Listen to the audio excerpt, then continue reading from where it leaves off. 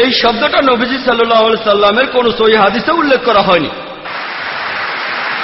এই পবিত্র যুদ্ধ শব্দটা প্রথম ব্যবহার করা হয়েছিল ক্রুসেডারদের বোঝাতে, যখন এই ক্রুসেডাররা খ্রিস্টান ধর্মের নামে হাজারো নিরীহ মানুষ হত্যা করত, তখন তারাই এর নাম দিয়েছিল পবিত্র যুদ্ধ। এখন এই শব্দটা ব্যবহার করছে মুসলিমদের উদ্দেশ্যে। তাহলে এই হলো মিডিয়া। প্রথমে তারা মৌলবাদী বলে বোঝাতো খ্রিস্টানদের, এখন বলে মুসলিমদের। পবিত্র যুদ্ধ বোঝানো হতো খ্রিস্টানদের ক্রুসেডকে, এখন বোঝায় মুসলিমদের যে জিহাদ মানে পবিত্র যুদ্ধ। জিহাদ শব্দের অর্থ চেষ্টা আর সংগ্রাম করা। প্রত্যেক মুসলিমেরই দায়ী হওয়া উচিত। আমাদের নবীজি বলেছেন, সহিহ বুখারীতে উল্লেখ করা হয়েছে, বাল্লিগু আন্নী ওয়ালাউ আয়া, প্রচার করো যদি একটি মাত্র আয়াত জানো। হয়তো বলবেন না, আমি যেদিন শেখ আহমেদ দিদাতের মতো হব সেদিনই দাওয়া শুরু করব, সে সময় আপনার কখনো আসবে না। যদি আপনি ইসলাম সম্পর্কে মাত্র একটা আয়াত জানেন, যদি সেটা সঠিকভাবে জানেন, আপনি তাহলে ইসলাম প্রচার করবেন। প্রত্যেক মুসলিমের দায়ী হওয়া উচিত। আমরা আসলে আল্লাহ সুবহানাহু ওয়া তাআলার নির্দেশ মেনে চলছি না, আর এই কারণেই আমরা পিছিয়ে আছি। আল্লাহ বলেছেন তিনি তাদের সাহায্য করবেন না যারা নিজেদের সাহায্য করে না। এখানে তো আমাদের, এটা আমাদের। 9/11-এর পরে ইসলামকে অপবাদ দেওয়ার প্রবণতাটা অনেক বেড়ে গেছে। আমি 2 বছর আগে আমেরিকাতে গিয়েছিলাম, 2003 সালের অক্টোবর মাসে। লস অ্যাঞ্জেলেসে গিয়েছিলাম, আর আমি রেডি ছিলাম, পরেছি কোট, টাই, দাড়ি, মাথায় টুপি, রেডি ছিলাম যে আমাকে প্রশ্ন করা হবেই। দায়ীকে সবসময় রেডি থাকতে হয়। আমি যখন ইমিগ্রেশনে গেলাম, ও দাড়ি টুপি, আপনি এনকোয়ারিতে যান। আমি রেডি ছিলাম। তারা বলল, আপনি কেন এসেছেন? বললাম, একটা পুরস্কার নিতে। পুরস্কার কিসের জন্য? বললাম, মানবতার জন্য পুরস্কার। লস অ্যাঞ্জেলেসে একটা সংস্থা ছিল আমেরিকায়, তারা আমাকে পুরস্কারটা দেবে। কেন, আপনি কি করেছেন? আমি বললাম, আমি সত্যকে ছড়িয়ে দেই। আপনাদের যিশু নিজেই বলেছেন, সত্যকে খুঁজে বেড়াও আর সত্যই তোমাকে মুক্ত করবে। আমিও এভাবে সত্যকে ছড়িয়ে দেই। আমি মিথ্যে বলিনি, আমি একজন দায়ী। আমি দ্বীনুল হককে ছড়িয়ে দেই, এটাই সত্যের ধর্ম। তারপর তারা আমাকে বিভিন্ন রকম প্রশ্ন করতে লাগলো। কাস্টমসে যাওয়ার পর তারা আমার ব্যাগ খুললো, সেখানে আমার ভিডিও ক্যাসেট দেখলো, জিহাদ অ্যান্ড টেররিজম। তারপর প্রশ্ন করলো, আপনি কি জিহাদে বিশ্বাস করেন? বললাম, হ্যাঁ। এমনকি যীশু খ্রিস্ট নিজেও জিহাদে বিশ্বাস করতেন, তিনিও চেষ্টার কথা বলেছেন, আমিও চেষ্টায় বিশ্বাস করি। যিশু যা বলেছেন আমি সেটা বিশ্বাস করি, সবাইকে চেষ্টা করতে হবে।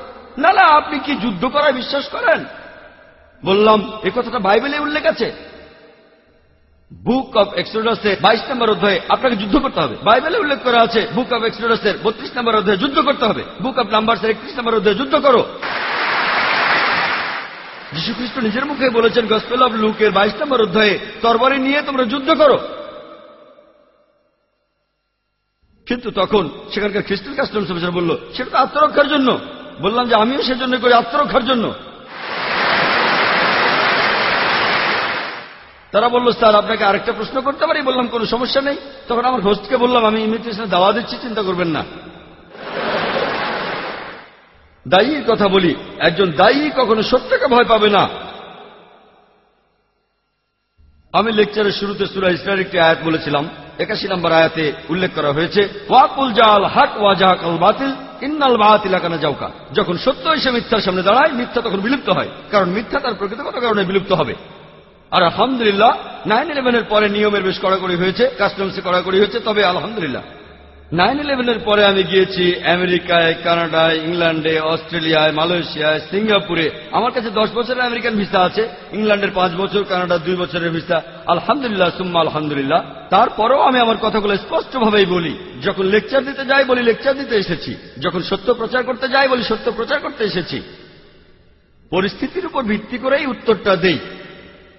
পবিত্র কোরআনের সূরা ইমরানের 64 নম্বর আয়াতে উল্লেখ করা হয়েছে, তাআলা ইলা কালিমাতিন সাওয়াইন বাইনানা ওয়া বাইনাকুম। এসো সেই কথা যাহা আমাদের এবং তোমাদের মধ্যে এক। অনেকেই হয়তো ইন্ডিয়ার বর্তমান পরিস্থিতি জানেন। সেখানে দাওয়ার কাজটা খুব সহজ নয়, বিশেষ করে আমি যেখানে থাকি বোম্বে শহরে। যেসব জায়গায় দাওয়ার কাজ সবচেয়ে কঠিন আমার মতে তার একটা হলো বোম্বে। তবে রাখে আল্লাহ মারেকে, বোম্বেতেও আমি লেকচার দিয়েছি, বেদের উপরে দিয়েছি, ভগবদ গীতার উদ্ধৃতি দিয়েছি, উপনিষদের উদ্ধৃতি দিয়েছি। তবে সেখানে বলার ধরনটা অন্যরকম। এমন অনেক ইন্ডিয়ান আছেন যারা বলে যে মুসলিমরা তারা সন্ত্রাসী। এই কোরআন আপনাদের বলে যে যুদ্ধ করো, এটা তাহলে কোন ধরনের ধর্মগ্রন্থ? আমি বললাম, আপনারা কি মহাভারত পড়েছেন? মহাভারত হিন্দুদের পবিত্র ধর্মগ্রন্থগুলোর মধ্যে একটা। যদি বলেন যুদ্ধের কথা বলাটা খুবই খারাপ কাজ, আপনাদের মহাভারতের পবিত্র কোরআনের চাইতে অনেক বেশি যুদ্ধের কথা বলা হয়েছে। হিন্দুরা বলবে যে না না, এই যুদ্ধটা আসলে ছিল সত্যের সাথে মিথ্যের যুদ্ধ, হক আর বাতিল। আমি বলি কোরআনে কি যুদ্ধের কথা বলা হয়েছে? ও, তাহলে কোরআন নিয়ে কোনো সমস্যা নেই। হিন্দুদের যে ধর্মগ্রন্থটা সবচেয়ে বেশি পড়া হয় সেটা ভগবদ গীতা।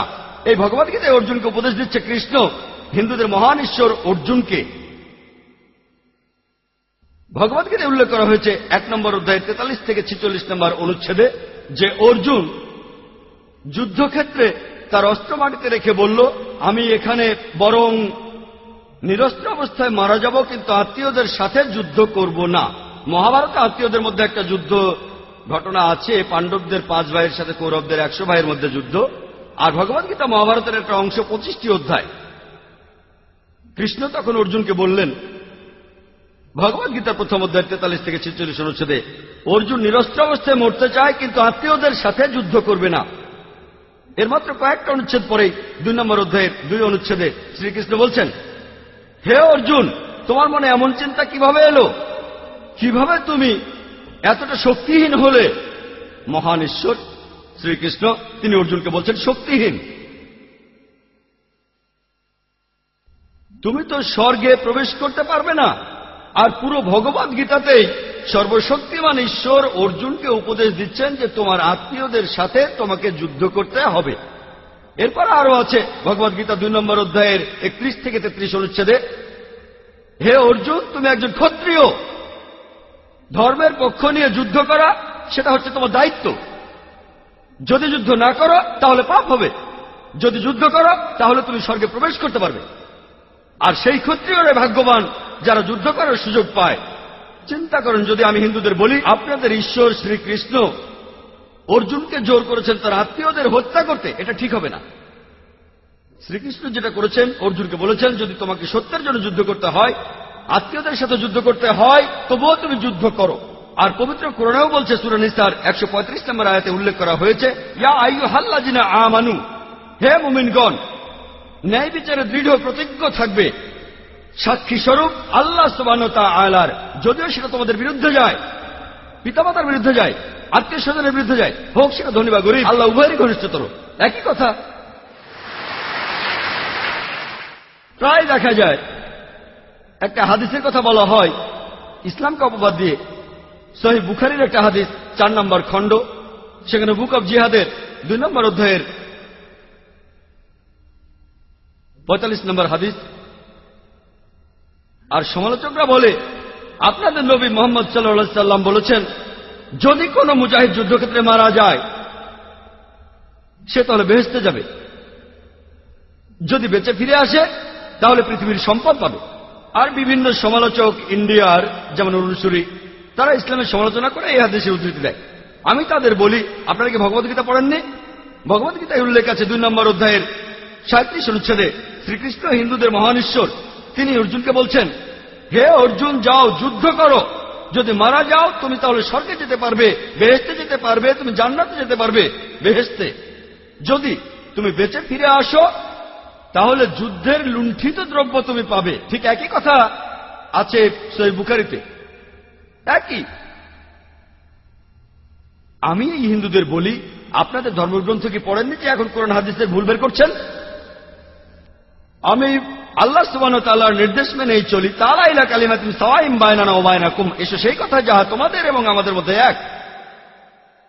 তাই মুসলিমদের এটা জানতে হবে কিভাবে দাওয়া দিতে হয়, কিভাবে সত্যকে ছড়িয়ে দিতে হয়, কিভাবে। এবার টেবিলটাকে উল্টে দিতে হবে। আমি আগেও বলেছিলাম, তখন ইংল্যান্ডে ছিলাম, তারা মুসলিমদের নিয়ে অনেক কথা বলছিল, যেমন আত্মঘাতী বোমা, মুসলিমরা নিরীহ মানুষদের হত্যা করছে। একটা বই আছে, লিখেছেন একজন অ্যাসোসিয়েট প্রফেসর পলিটিক্যাল সায়েন্সের, শিকাগো ইউনিভার্সিটির প্রফেসর, নাম রবার্ট পেপ। তিনি একটা বই লিখেছেন যেটার নাম ডাইং টু উইন। তিনি একজন বিশেষজ্ঞ আত্মঘাতী বোমা হামলার উপরে, আত্মঘাতী সন্ত্রাস, আমেরিকাতে 1 নম্বর। রবার্ট পেপ, বইটার নাম ডাইং টু উইন। তিনি তার বইতে লিখেছেন আত্মঘাতী বোমা হামলা এটা ইসলাম ধর্মে ছিল না। যদি আপনারা ইসলামের ইতিহাস পড়েন, কোরআন হাদিস পড়েন, সেখানে আত্মঘাতী বোমা হামলার কথা নাই। একেবারে প্রথমে যারা আত্মঘাতী বোমা হামলা করেছে তারা হলো তামিল টাইগার। পরবর্তীতে শুরু করলো মার্ক্সবাদী আর লেনিনবাদীরা। রবার্ট পেপ লিখেছেন যে ইরাকে আমেরিকানরা আসার আগে আত্মঘাতী বোমা হামলা ছিল না, আমেরিকানরা সেখানে আসলো আর আত্মঘাতী বোমা হামলা শুরু হয়ে গেল। কে বলেছেন? একজন অমুসলিম, একজন খ্রিস্টান আমেরিকান, যিনি আত্মঘাতী বোমা হামলার উপরে একজন বিশেষজ্ঞ, রবার্ট পেপ। আর আমেরিকান অমুসলিমদের লেখা বই নিয়ে একটা লেকচার দেওয়া যেতে পারে। আমাদের জানতে হবে কিভাবে ধর্মকে প্রচার করতে হবে, এই সত্যের ধর্মকে। আপনারা জানেন যে ইংল্যান্ডে আয়ারের সমস্যা বেশ পুরনো না, এটাকে বলা যেতে পারে ক্যাথলিক টেররিজম, কিন্তু তারা এটাকে ক্যাথলিকদের সন্ত্রাস বলে না। কেন? কোন মুসলিম জড়িত থাকলে ইসলামিক টেররিজম, অমুসলিমের জড়িত থাকলে তারা এলাকার কথা বলে, ধর্মের কথা বলে না। কেন? আর ঠিক এইভাবেই মিডিয়া বিভিন্ন খবর তুলে ধরে আর সেটাকে ভুলভাবে প্রচার করে থাকে। এই মিডিয়া, যেমন ধরেন যদি এটা ইন্ডিয়ার মিডিয়ায় আসে যে 50 বছরের এক আরব ইন্ডিয়ায় আসলো আর 16 বছরের একটি মেয়েকে বিয়ে করলো, হেডলাইন 50 বছরের মুসলিম আরব 16 বছরের মেয়েকে বিয়ে করেছে। কিন্তু যদি 50 বছরের কোনো অমুসলিম 6 বছরের একটি মেয়েকে রেপ করে, এটা নিয়ে ছোট্ট খবর হয়।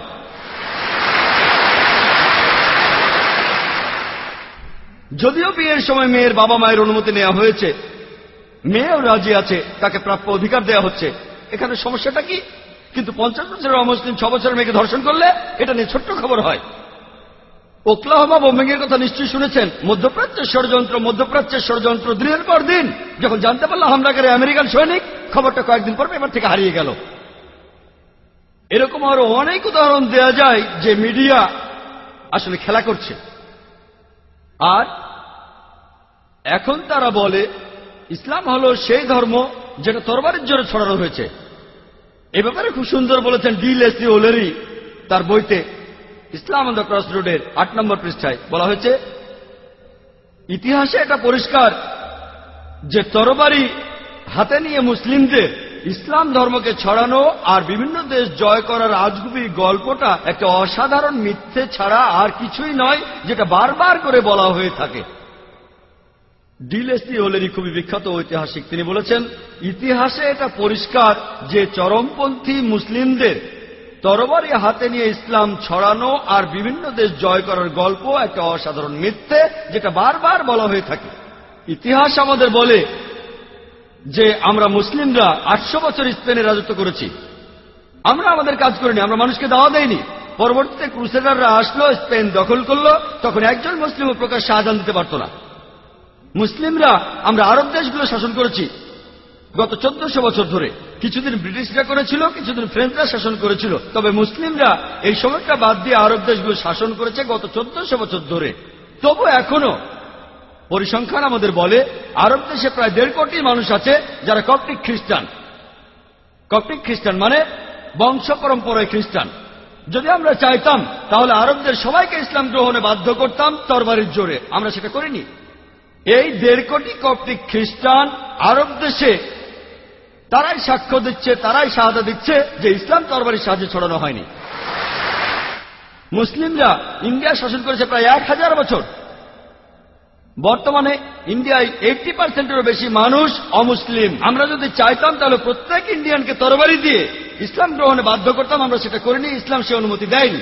ইন্ডিয়ার এই 80% অমুসলিম সাক্ষ্য দিচ্ছে, শাহাদা দিচ্ছে যে ইসলাম তরবারির মাধ্যমে ছড়ানো হয়নি। কোন মুসলিম আর্মি আফ্রিকার পূর্ব উপকূলে গিয়েছিল?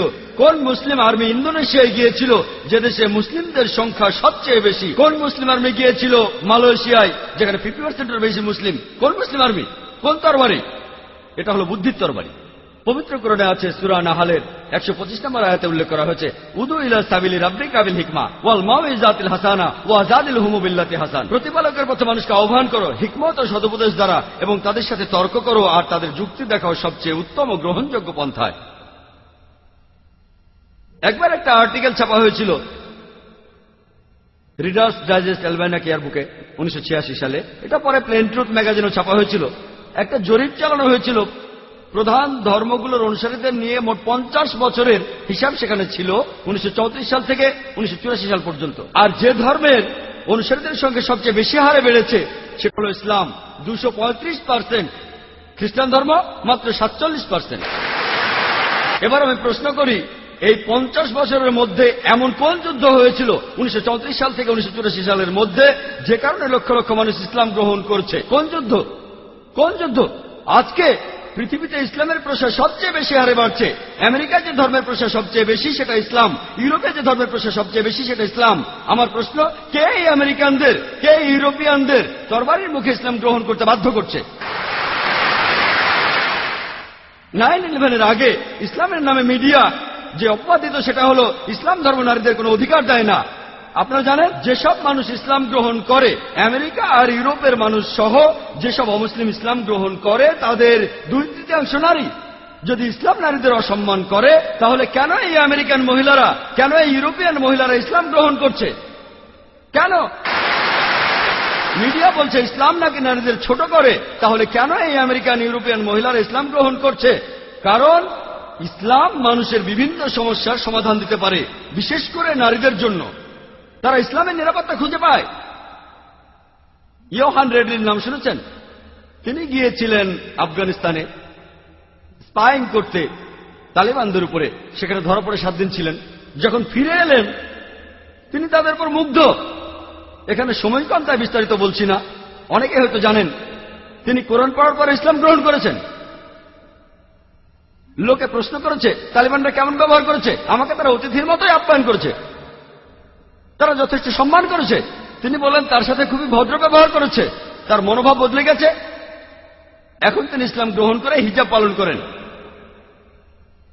একজন ব্রিটিশ রিপোর্টার সেখানে গিয়েছিলেন মুসলিমদের বিরুদ্ধে লেখার জন্য, তিনিও ইসলাম গ্রহণ করেছেন আলহামদুলিল্লাহ।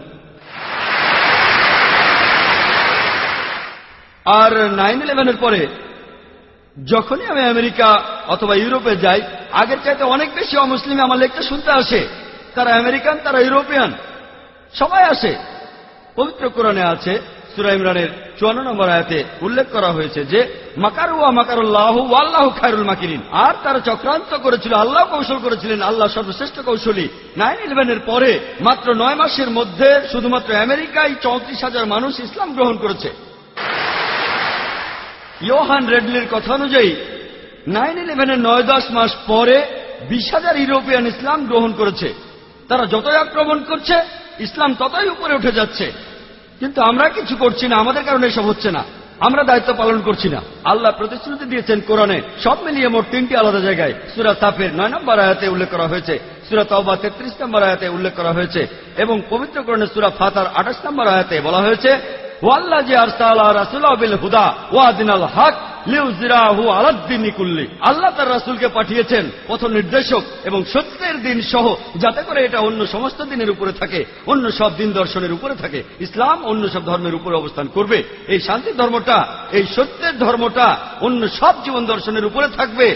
আর সাক্ষী হিসেবে আল্লাহ যথেষ্ট। এটা হয়তো অমুসলিমরা অপছন্দ করবে, এটা হয়তো মুসলিমরা অপছন্দ করবে, ইসলাম অন্য সব ধর্মের উপর অবস্থান করবে। ইসলাম প্রচারের জন্য আমাদের কোনো দরকার নেই আল্লাহর, আমাদেরকে আল্লাহর কোনো প্রয়োজন নেই। আল্লাহ নিজেই তার দিনকে সমুন্নত রাখবেন। তিনি আমাদের একটা সুযোগ দিয়েছেন আমাদের দায়িত্ব পালন করার আর তার কাছে পুরস্কার পাওয়ার। তিনি আমাদেরকে দাওয়া দেওয়ার একটা সুযোগ দিয়েছেন। এই সত্যের ধর্ম টিকে থাকবে। এই দ্বীনুল হক, এই সত্যের ধর্ম, এই শান্তির ধর্ম অবশ্যই টিকে থাকবে। একটা বেশ সুন্দর কথা বলেছিলেন অ্যাডাম পিয়ারসন। তিনি বলেছেন যারা ভয় পায় যে একদিন পারমাণবিক বোমা হয়তোবা আরবদের হাতে চলে যাবে, তারা এটা বুঝতে পারে না যে ইসলামের আসল বোমাটা অনেক আগে পৃথিবীতে পড়ে গেছে। বোমাটা পড়েছে যেদিন নবী মুহাম্মদ সাল্লাল্লাহু আলাইহি ওয়াসাল্লাম জন্ম নিয়েছিলেন। এবার দেখি মিডিয়া ইসলামের বিরুদ্ধে কি বলে। আমরা সব ধরনের মিডিয়াকে এক ঝলক দেখব। প্রথমে আসুন প্রিন্ট মিডিয়া দেখি। টাইম ম্যাগাজিনে একটা আর্টিকেল ছাপা হয়েছিল 1979 সালের 16 এপ্রিলের কথা। এটা লিখেছিল এক খ্রিস্টান। তিনি লিখেছেন যে ইসলাম ধর্মের বিরুদ্ধে গত 150 বছরে 60,000-এরও বেশি বই লেখা হয়েছে।